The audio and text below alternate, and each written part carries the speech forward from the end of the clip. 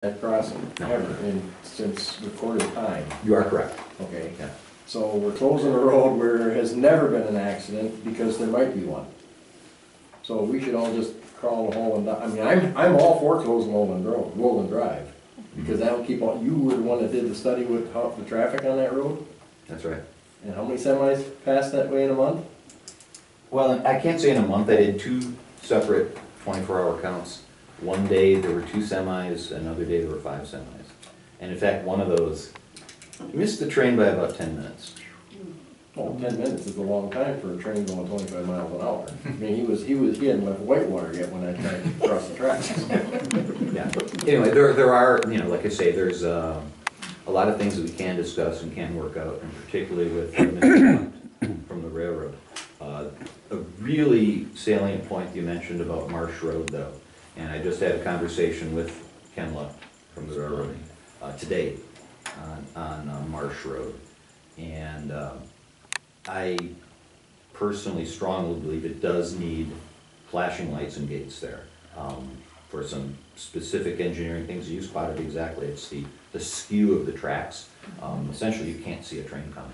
At 25 miles an hour, you can maybe skedaddle through. At 40 miles an hour, you can't. So what's going to need to be done is that, again, a lot of moving parts here. Again, the OCR, the Independent Regulatory Agency, they have a big pile, well, they have a modest-sized pile of money that they can use to put in flashing lights and gates.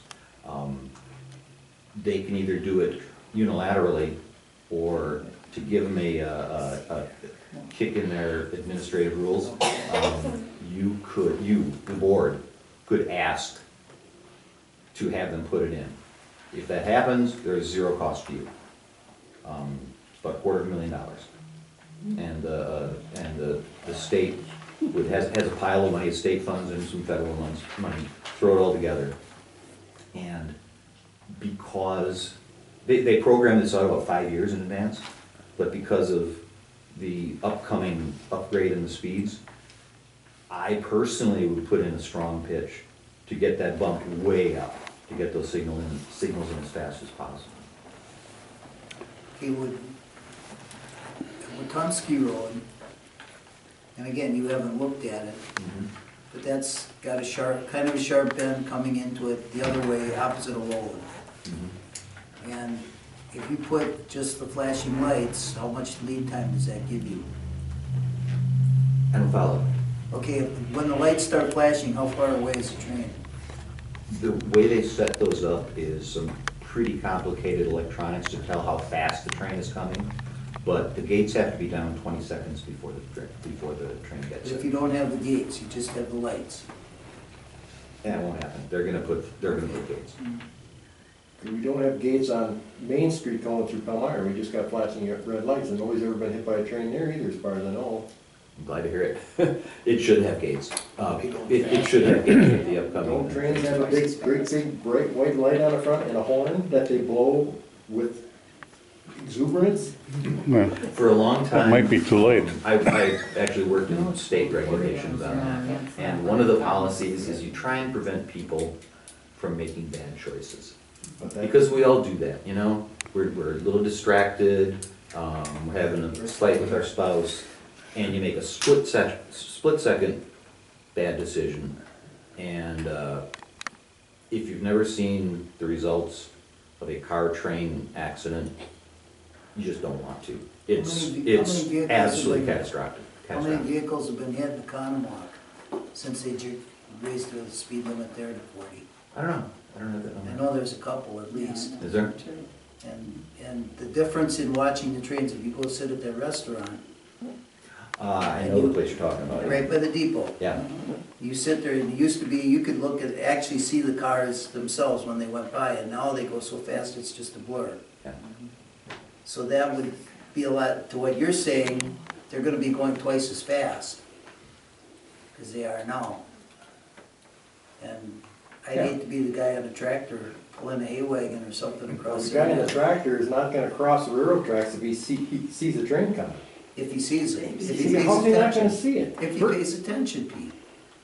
There's a lot of people that don't pay Well, attention. then he don't. We were standing out there, when I was talking to Tom, Yeah. we were standing out there, we had both our vehicles parked there, and a woman ran the stop sign. I don't ever stop for that stop sign. On Lowell Drive? I'm sorry, how do you spell your last name?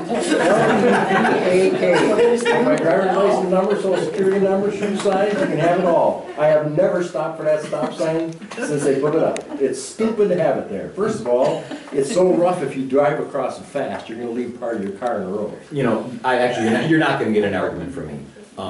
There are so many inherent problems with that crossing. And nobody's ever been hit by a train. And the stop signs are not, by anywhere near the best solution for that. In fact, in some situations, it's worse to have stop signs than not have stop signs, but we're getting off the track a little bit. I don't want anybody to misunderstand, I'm for closing Lowell Drive because I wanna see the look on a guy's face when he drives all the way up from H and gets to the crosswalks or cave rails or whatever you put across it to close the road, and he's gotta back up 1.25 miles to get to H to get the turn. That'll give you time to call the cops. No, that'll give me time to get out in the road with a disc and park. Because he won't get back off that road. That's my problem, is when I catch one going up there, I got no way, I can't pass him on the road and get in front of him. And once he gets on the marsh, I still can't pass him because he's not riding on his lane, because there ain't no lane, it's a road. And once he gets on 59, I pass him doing good because he's not gonna stop, he'll just pass me. The devil is in the details, let's just make a couple steps here. Let's say they close the road. What you do with the rest of the road, what do you do with vehicles turning around? That can get pretty complicated, but there's always a solution for that. It's not, you don't just, slam some Jersey barriers down there and call it good enough. There's something that needs to be done. How much of the road can be vacated? What do you do for turnarounds? Those things are some of the details that need to get worked When out. you say vacated, what do you mean? That would be something that the township can do. They have the authority to say, that road that's not a road anymore. So that means no more towns. No, what it would be is the road would go down to B-10s.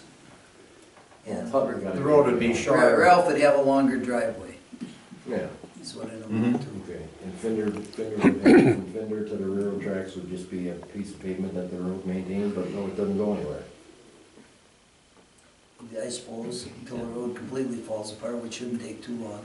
It'll last a long time if nobody's driving on it. Yeah, This gentleman had a question too. Well, my question is, it's all in the same thing. This is actually in the village.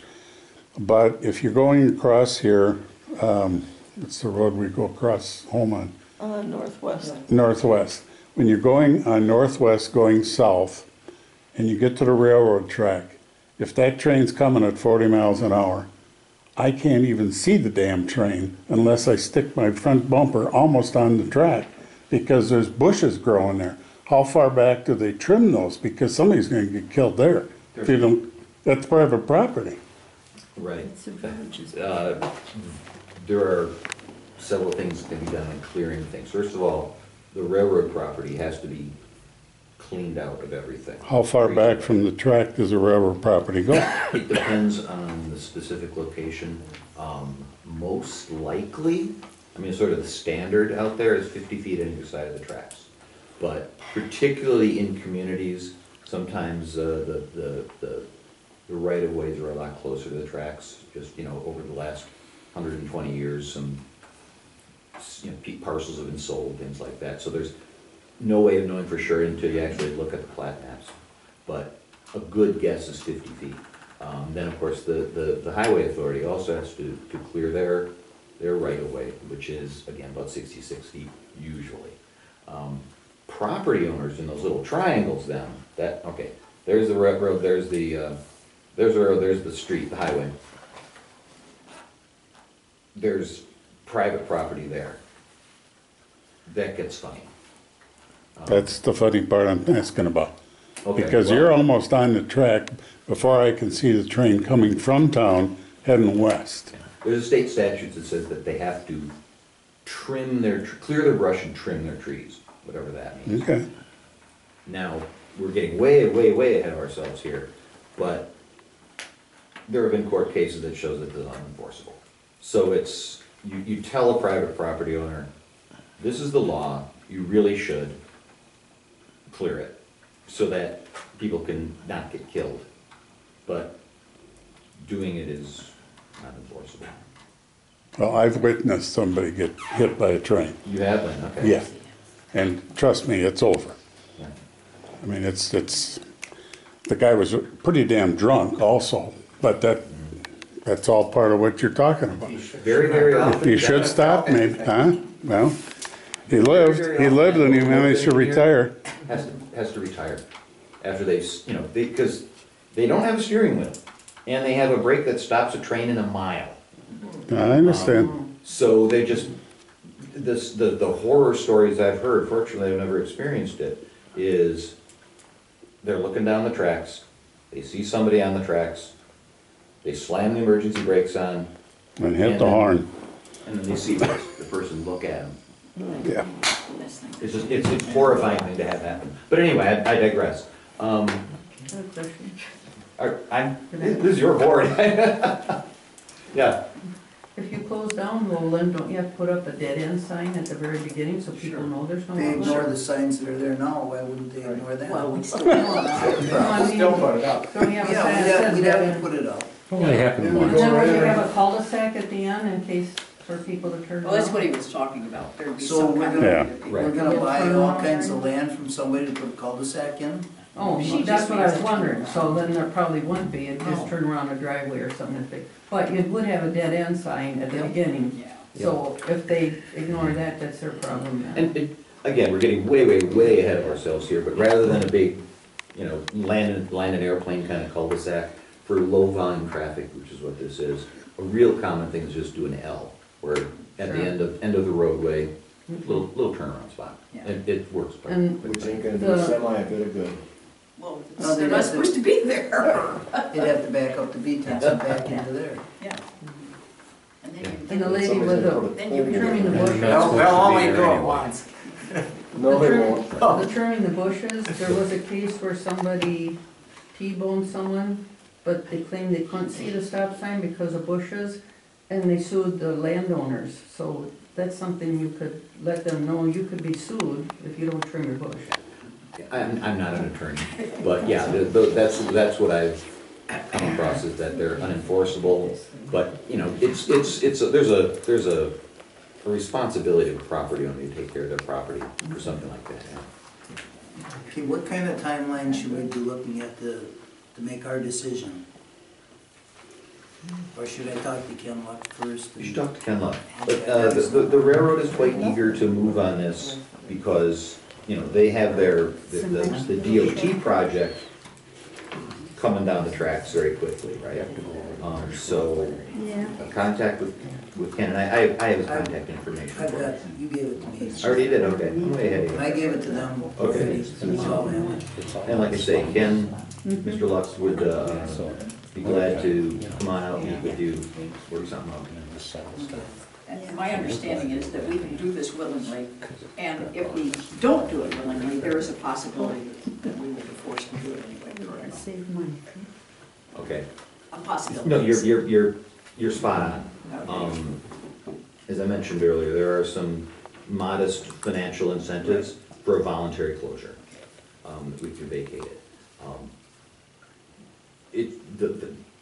The funding is a mix of Wisconsin DOT money and railroad money. If it's not a voluntary closure, if it goes to the OCR and it's an involuntary closure, the money's off the table. Yeah, that's what I thought.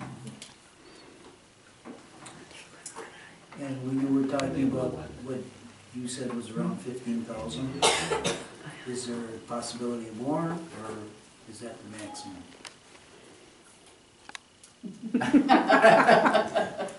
Or are you not at liberty to say? The standard thing in the can is DOT provides $7,500. No, see, I had it backwards. If the railroad comes up with $7,500, DOT matches that $7,500 to a total of $15,000. Those are in the hand. Now, the railroad, They like us real well. there are other things that can be done, you know. What the railroad loves to do is assist with material. You know, they can have heavy equipment, they can provide material, they can help out. Oh, and actually, I have to hold up my sign, this is a standard declaration. DOT's money is required to be used for some kind of safety thing in the township. And that means absolutely anything. You know, essentially, I got it's plenty of not, room to do that. not beautification of your property. No, there's lots of roads that could be fixed, especially if the railroad would pave all of Lowland, I'd have 7,500 to go somewhere else.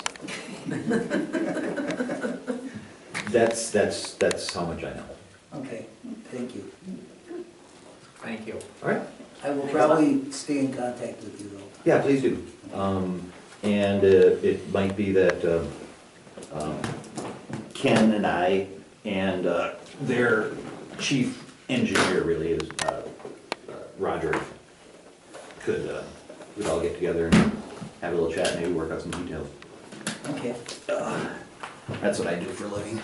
There you go. I have another copy if you want to pass it around. You good? All right. Any other questions? Otherwise, thanks for your time. Okay, Thank thank you. you. Thank you. Presentation by Phil Heck about ATVs. Phil? Well, I won't be that long, I hope. All right, thank you. I'm Phil Hack, I'm from Hebron Township. We started the Hebronites four-wheeler club.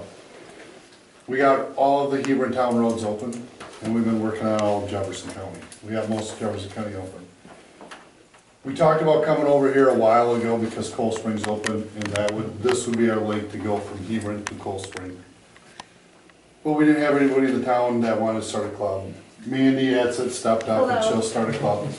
Tomorrow night, we have a meeting at Squiddy's to try to get a club going, to see what we could do to form a club, because it's a fair amount of work to run a club.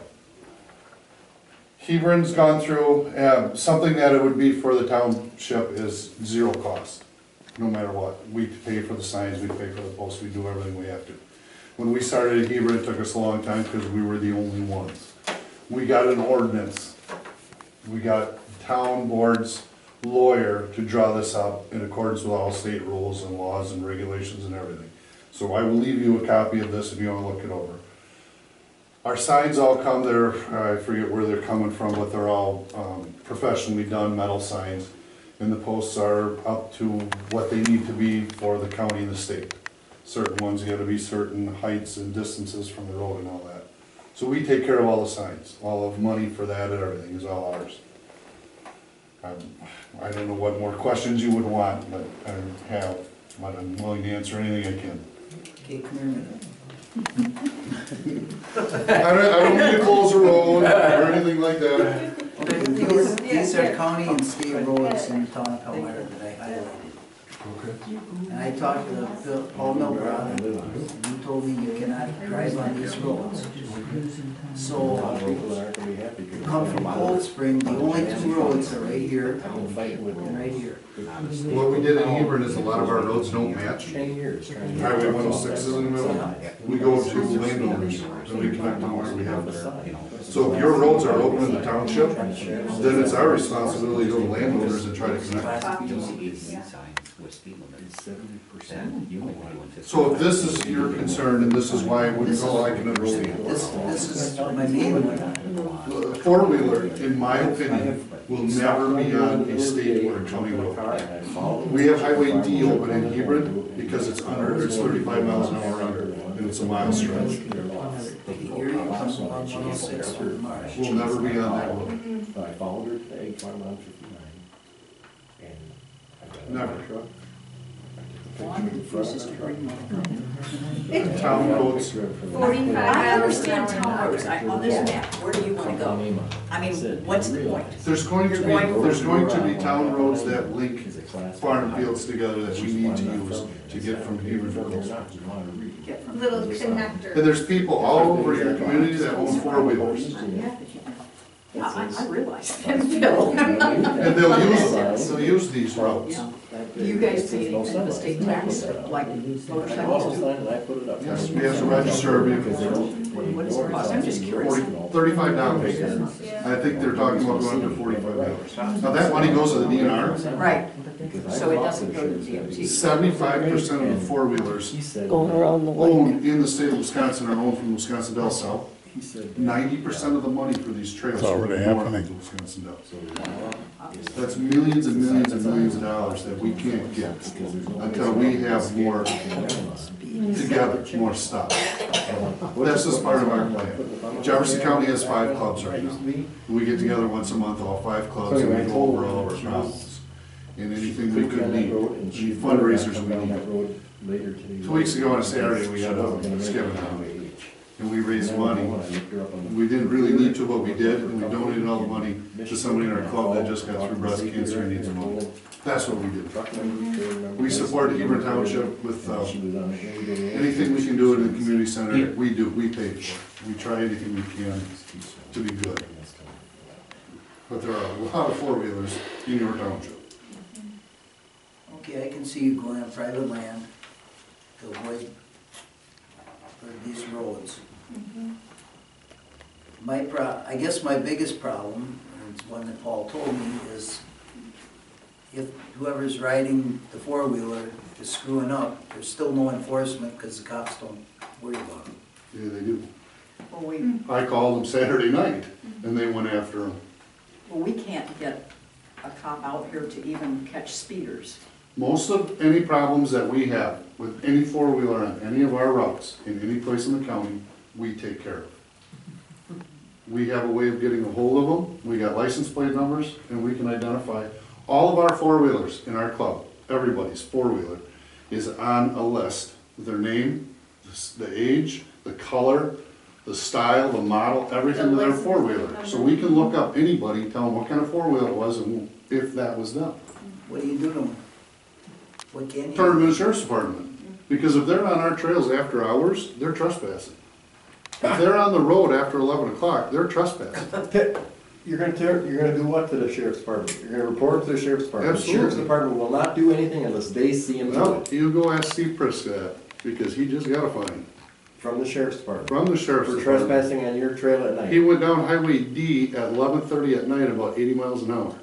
And when the sheriff's department got out there, his four-wheeler was still running, and he said, yeah, I just got home. So the sheriff got out there and caught him, is the point. He wasn't on the road, he was home already. But yes, I called him. Where's, Well, then he admitted that he had been on the road. there was no doubt he was on the road. Our trails closed at 11, and it was midnight. Yeah, there was no doubt. But, and I really hope that's not a concern. I really do. We've had our trails open for 5 or 6 years, and you can ask anybody in our community. We had 2 problems. We took care of them instantly. The reason Pete brought that up is because he's talked to the sheriff already about the semis on Lowland. And they've come out and talked to him and said, unless they see it. I've got pictures of them going That's past too my bad. mailbox. And that can be so frustrating too. And And it's a $6,500 fine if they get caught, and they just That's keep something. coming. Isn't that something? And the sheriff won't do anything about it, which is why he's concerned. So it's a legitimate concern. Okay, so what would be the concern with a four-wheeler on the road? What would be the violation that would concern you? Speeding? What's- Speeding, what's for the- one. What's the speed limit? I assume you're not supposed to get over 35, is that correct? Yep, 25 in town, 35 So, out. so we see a kid that I saw 2 weeks ago coming down one of our roads, and I'm not gonna say who the kid was, probably On a- doing 50 miles an hour On a four-wheeler? on a 40. Are you in an area that's a club that has open roads? Nope. Okay, so now you have one more reason to persecute No, him. no, we have one more reason to realize that if the road were open, this kid's siblings would have been out there with him, that's. But Well, he was sorry, coming I'm- off of a Hebron road. He was I'm coming really off. sorry you feel that way. Well, then it had to do with me. So I wanna know who it is, because I have to address it. Yeah, okay, And I've we're not had, gonna discuss that right here. I've had problems, we had problems with a club member. I don't. think Not this is- obeying to some of our times. But what about the other people that don't belong to your club?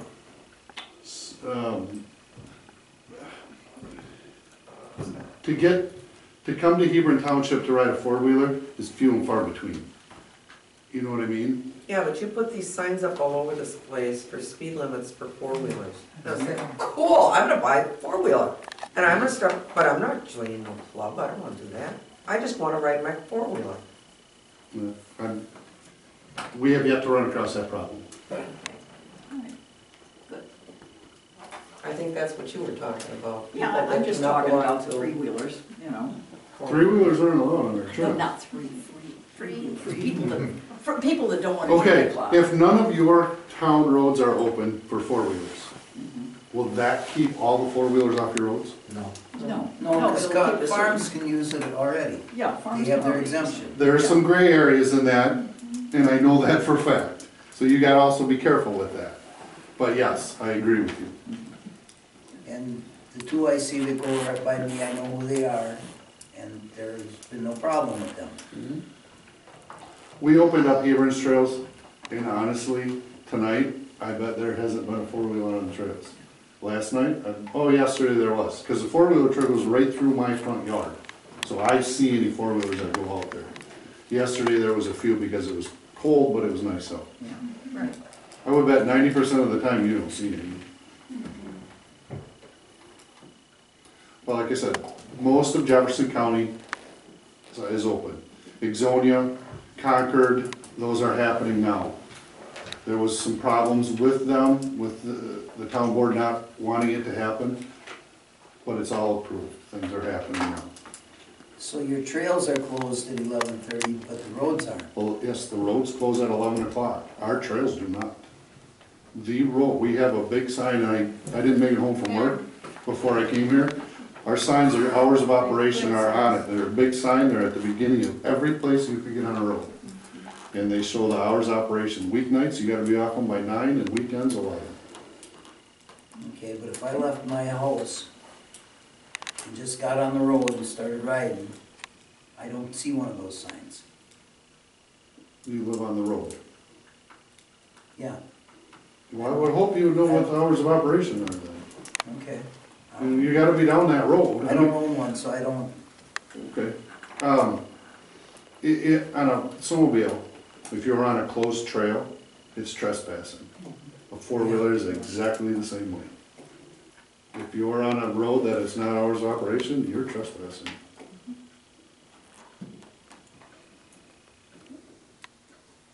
But I left you with a copy of our ordinance. And again, if this is something that's gonna happen and you wanna send it to your attorney and have them look at it to see if this is okay, the club will reimburse you for that. There's, you know, that's, the biggest thing is it cannot be any cost to the town. And that's what we did with Hebron. We give the town stuff. We do cemetery cleanup, we do roadside cleanup, we do things. We try to donate as much as we can. Four-wheelers aren't a bunch of kids like I was anymore. Four-wheelers are, these things are $5, $7, $15, $20,000. Not everybody has one. There are some that have them and they are problems. I will agree with that. But we're gonna crack down on them. They're not gonna be in our trails, they're not gonna be in our neighborhood.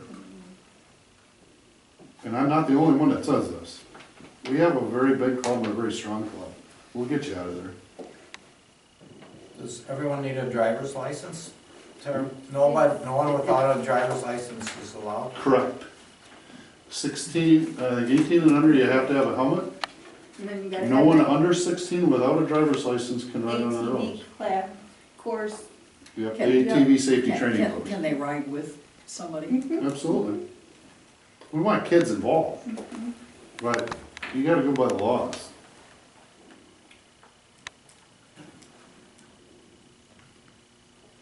Okay, thank you. You're welcome, thank you for your time. Does anybody else have any questions, concerns? Mandy's gonna answer your questions from now on after our meeting tomorrow night. no, there's no. Thank you. We'll see you tomorrow night. We'll see. Thank you. See you later. Discussion, possible action, Red Miller to rescind the motion from August 12, 2019 meeting to adopt the recycling ordinance. So moved. Second. Moved and seconded to rescind the motion from August 12, 2019 meeting. Wait a minute, Eddie has to make a motion because he made the motion here. Oh, okay, so moved. Second? It's been moved and seconded. To rescind the motion from August 12, 2019 meeting to adopt the recycling ordinance. Okay. Any discussion? All in favor? Aye. Opposed? No. Motion's carried. Discussion possible action concerning adoption of WDNR responsible unit recycling ordinance. The reason that we're doing what we did is because it had to be read twice before it can be accepted. Now, I am not gonna bore you people to death by reading this thing again. Is there anybody here? Thank you. who wants a copy of this? No.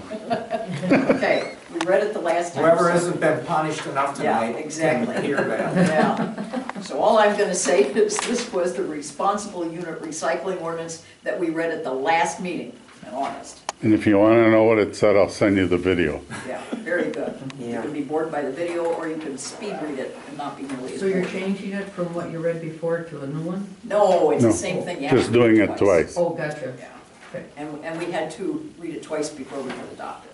And just to point out that what will be posted on the posting boards and in the newspaper will be a summary. Yes. That's a summary. Just a summary, I want to hear her read it now. Yeah, right. Yeah. That's pretty exciting. Now I'd like to make a motion to accept the recycling ordinance. I'd like to second that. It's been moved and seconded to adopt the WDNR responsible unit recycling ordinance. All in favor? Aye. Aye. Aye. Opposed? No. Motion carried. Discussion and possible action to apply for a DNR grant to mitigate dead ash trees in town right-of-ways, including a resolution by the board to do the application for the grant. Okay, I have a note here from Mike Van. And this is a continuation of the grant that we got last year to remove dead ash trees. We took down 120 trees, mostly on Marsh Road, but quite a few on Island. We replanted 20 trees. There were 5 by Blue Spring Lake by the Triangle, and 2 by the cemetery, and the rest went in along Island Road, coming off of 106. So Mike will be applying for the 2020 grant for the cost of $10,000. This grant will be for continued tree removal. We also have an educational component to be determined at a later point. We will be replanting as well as continuing on the work we've already started throughout the removal. It's printed awful small. Started throughout the removal of over 120 ash trees and replanted 22 trees. So what we're looking at is doing, finishing up Island Road and doing some on Thayer Road. Those are the ones where the trees are closest to the road, and we get, it's a matching grant. We spend $5,000, the DNR gives us $5,000. And Mike is donating $2,500 back to us. So basically all the work he's doing for us this summer is covered under the grant. But it's his donation, we have to pay him to do it, so. I'd like to make a motion that we do this resolution. Do I have to read it? Yep. That's a short one. Do we have to make a motion first and then second it and then read it? Or should we just read it? Just read it. Just read it. Okay, Town of Palmyra authorizing resolution 2019-2. Whereas the applicant, Town of Palmyra, is interested in obtaining a cost share grant from the Wisconsin Department of Natural Resources for the purpose of funding urban and community forestry projects or urban forestry catastrophic storm projects specified in statute 23.0971G and 1R Wisconsin stats. Whereas the applicant attests to the validity and veracity of the statements and representations contained in the grant application, and whereas the applicant requests a grant agreement to carry out the project. Now therefore be it resolved, the applicant, Town of Palmyra, will comply with all local, state, and federal rules, regulations, and ordinances relating to this project and the cost share agreement. Be it further resolved, the applicant will budget a sum sufficient to fully and satisfactorily complete the project, and hereby authorizes and empowers Ed Miller, Palmyra Town Supervisor, Road Superintendent, as official, to act on its behalf, to sign and submit the grant application, sign a grant agreement between the applicant and the DNR, submit interim and/or final reports to the DNR to satisfy the grant agreement, submit grant reimbursement requests to the DNR, sign and submit other required documentation, and adopted this 9th day of September 2019. And I'll make a motion to approve that. I second that. It's been moved and seconded to approve Ed Miller's working to get grant money for removal of trees. Okay, we're authorizing And we're authorizing him to do, the resolution. And to sign the resolution. and the resolution. Number 2019-02.